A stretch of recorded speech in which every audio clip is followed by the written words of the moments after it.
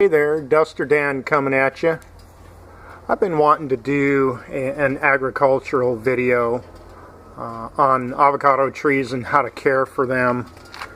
I have a lot of friends who have had the same experience as I have, either trying to grow trying to grow nursery bought grafted avocado trees, or even trying to grow avocado trees from a pit and just having tremendous difficulty keeping them hydrated. Most people don't even know why the plants die, but after several failures, I come to realize that the problem most of the time, 98% of the time, is just keeping the plants hydrated. And if you do that, they'll thrive. And some of the ways that you can determine whether a plant is hydrated or overheated or underwatered or being wind beaten, wind ravaged, if you will, is to look at the leaves. Now, this is one of the avocado trees that I've grown from a pit. It's very small, as you can see. It's only about 7 inches tall. But if you look really close, you can see the larger leaves are perky, and these smaller leaves here, which are younger and more delicate, are actually wilting in the sun. Now, if you look at the soil, it's very moist. It'll actually clump up. So I watered this. Actually, I water it every day, and I even watered it this morning. And where it's sitting, it only sits in the sun for about 2 hours a day at the most. And yet, if you notice, 2 of these leaves, the littler ones, are more delicate. They actually wilt in the sun. And all it takes is a couple hours of sunlight to get these smaller leaves to wilt. So I guess that understanding that these trees are very delicate and hard or difficult to keep hydrated is the first thing you need to know about growing avocado trees. And I'll get back to you as soon as I get over to the other tree, which you will see that I also grew from a pit, and I think you'll be pleasantly surprised. I'll be right back. This, on the other hand, is an 18-foot, maybe 19-foot tall avocado tree that I grew from a seed. And this was one of the assumably native-born avocado plants or fruit that I ate a little over 5 years ago. And I saw that the pit was so enthusiastic when I opened the fruit to eat the fruit that it had a root and a little sprout growing out of it, so I went ahead, planted it, and I watered the daylights out of this thing. And as you can see, it's only 5 years old, and it's getting upwards near 20 feet tall. And you can see that it's definitely thriving. I watered this tree not 2 times a day, every other day in the winter time, or any time that the temperature gets up or the wind comes up, any time that the weather threatens to dehydrate this tree, I water it once a day. But as you can see, if you look real close, sorry to tilt you or tilt your head, it is just loaded with blossoms. And you can see how the leaves, although they're a little curled, these are last year's leaves on here, and that's why they're curled in. They're not an evergreen tree, but they do tend to hold their leaves if they get enough water, but they also shed their leaves every year, a certain number of them. And if you look right up there, you can see the new growth that are full and broad. Here's another branch here where the leaves are full and broad and not all curled. But if you look closely here also, you can see the tips of these leaves and how they have browned. This is a sign of dehydration.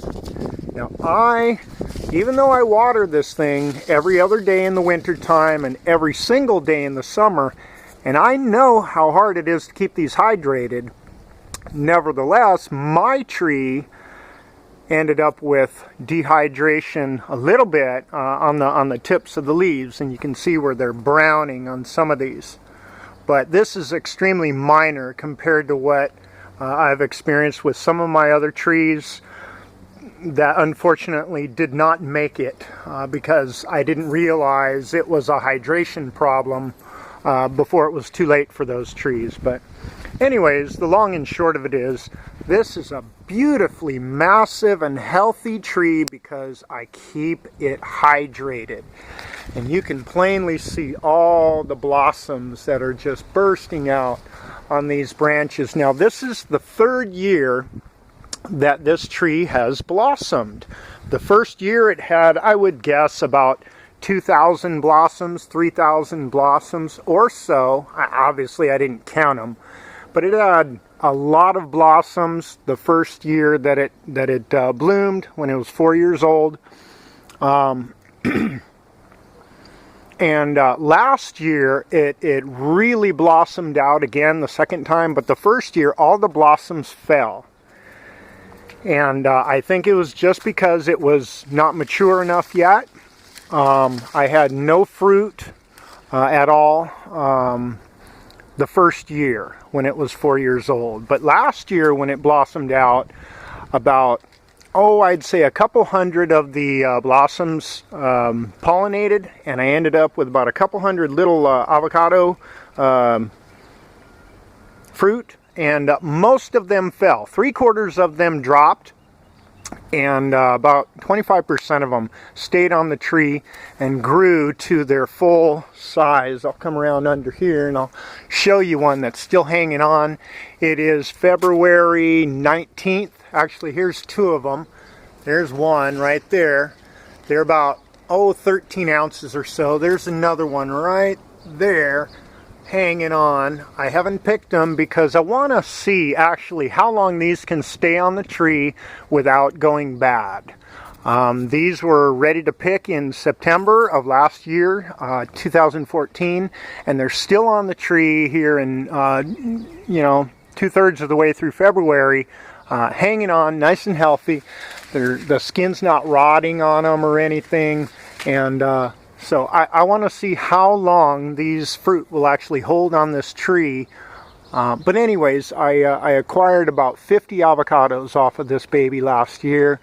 And this year, the third year it blossoms, I've actually seen the honeybees just ganging up on the blossoms. So I'm real excited and anxious to see just how many fruit I get on the tree this year. Here's some more new growth.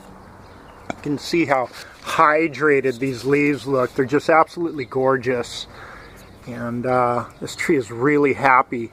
You can also see that I've got straps on the tree, tie downs, and I anchor them down into the soil with a T-shaped bar and a galvanized chain that attaches to that bar.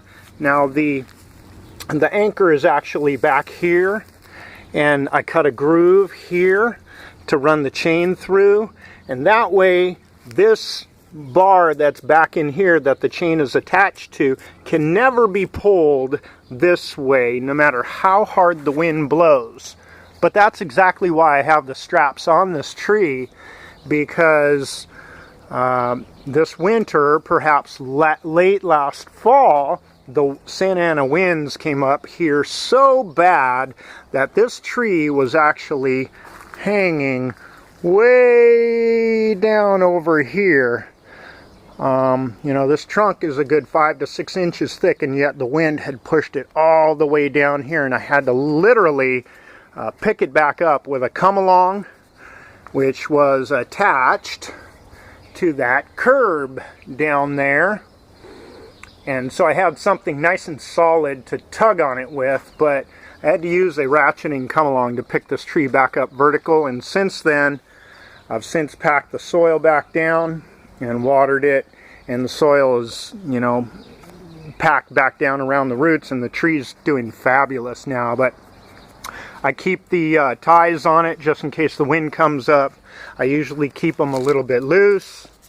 As you can see, I don't want to strangle the tree where they are attached. I want to be careful and be mindful that these are loose enough not to restrict any kind of flow through the bark or under the bark. I don't want to strangle the tree with the strap, so I keep them loose most of the time. I watch the weather, and if it's going to be windy, I will tighten these up, while it's windy, and then I'll loosen them back up again once the wind is past. But getting back to the wind, anytime you have direct sunlight on these more delicate foliage or younger trees, or if they don't get enough water, or if the days are exceedingly hot, you need to basically double the amount of water that you give these trees. And there's one way to do it. This way makes sense, and this way is going to keep everybody on your side too. You can see, or maybe you can't see, but around the base of this tree, I've built a little moat and a little curb. And when this gets filled up with water, the curb or the moat prevents the water from just running off. It feeds the roots, but I can literally put 30 to 40 gallons of water at the base of this tree without wasting the water, without letting the water run off and be dispersed somewhere else. So that way it gets down to the roots. I'm not wasting water. I can fill it up, turn the water off, and let it go for a day or two. And so that's my avocado tree. You're not supposed to be able to grow fruit from a tree that's grown from a pit anytime soon. And all the professionals told me that even if you can get a seed-born avocado tree to bear fruit, it won't be any good, and it may be as long as 20 years before they actually bear any fruit. Well, actually they're wrong. I can understand trying to take a grafted tree and do that with, but not every kind of avocado tree, and especially not the native grown avocados that are here in Southern California, that have been here for 60, 80 years. Anyways, that's my tree, and I'm very happy with the results of watering the daylights out of this thing.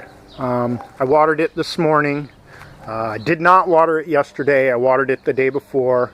But as you can see, it's already starting to dry out.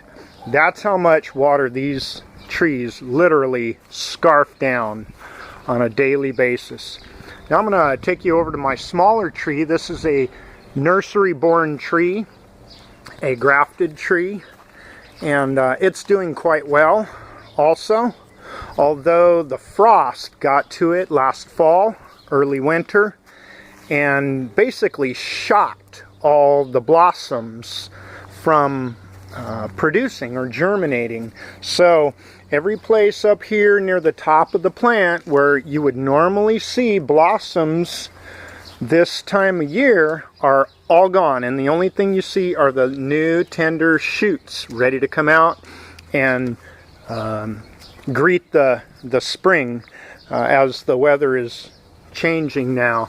Many bazillion little shoots this thing has everywhere, but it doesn't have blossoms up here, and it was really disappointing. Next time the winter comes, I'm going to make sure I cover this up, because it's a smaller, younger plant. I'm going to make sure I cover it up and prevent it from getting frostbite during the winter time. I think it's still got a couple of leaves. You can see clearly that they have frostbite on them. See those little speckles?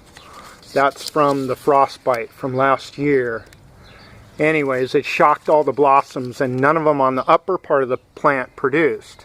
However, I did get several blossom shoots down inside in the middle where they are getting ready to bloom.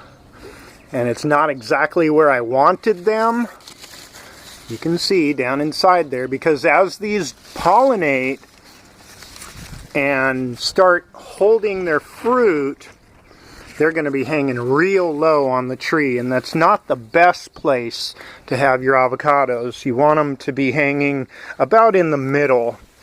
You want them, I have dogs too, so they're big dogs and they like to chew on things, so I suspect I'm going to have a hard time keeping those mongrels away from the fruit that are hanging on this tree. So anyways, I got 4 different locations where the tree actually did blossom, but it is in areas where the blossoms on the branches were tucked way inside and the frost never got to those areas. Therefore, the frost never shocked the blossoms, causing the hormones in the plant to change. And that's the thing.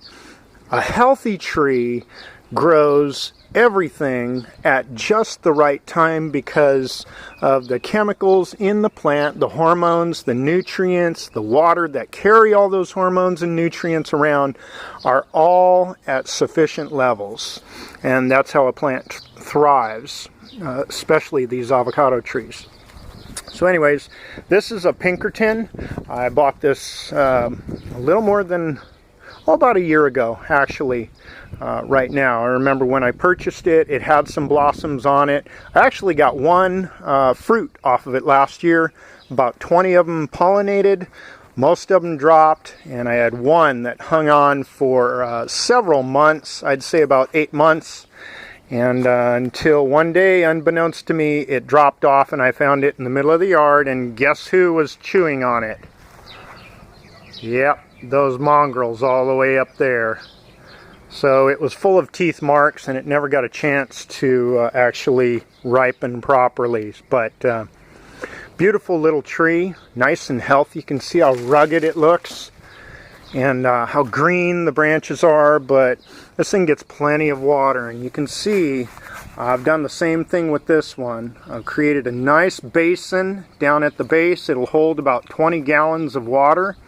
And again, there's a curb around it, a dirt curb, so that the water won't run off, so that I won't waste water, and yet I can fill this up with about 20 gallons and turn the water off, being conservation minded, and all that water can get down to the roots and feed the plant, give the plant a drink.